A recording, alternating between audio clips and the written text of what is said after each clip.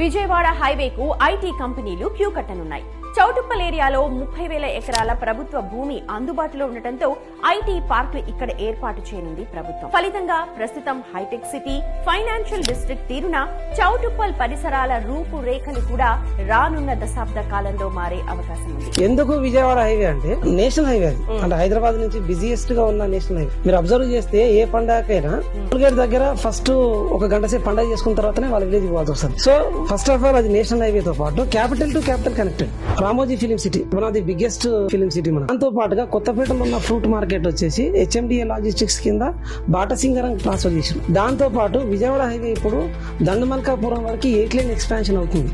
8 flyovers already build అయింది.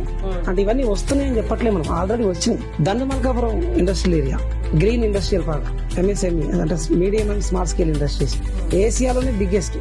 ఇండియాలో first time అక్కడ మనకు ఆల్మోస్ట్ 48,000 ఎంప్లాయ్మెంట్ కు ప్లాన్ చేశారు. 2019 లో స్టార్ట్ అయింది. ఆల్మోస్ట్ 120 కంపెనీస్ స్టార్ట్ అయినాయి మ్యానుఫ్యాక్చరింగ్ అండ్ సప్లై. సో దానికి ఇబ్బంది కాకుండా 8 లేన్ రోడ్ కూడా అక్కడ దానికి శాంక్షన్ చేశారు. ఎయిర్పోర్ట్ రావడానికి కానీ యాక్సెసిబిలిటీ ఈజీగా ఉండాలని. ఆంధ్రాకి ఎట్లయితే సీ పోర్ట్ ఇచ్చారో తెలంగాణకు డ్రై పోర్ట్ ఇస్తాం మనం. అదాని గ్రూప్ వాళ్ళు 1100 ఎకర్స్ తీసుకుంటున్నాం. Hub of regional ring road ఏదైనా ఉంది అంటే అది చౌటుప్పల్ అవుతుంది.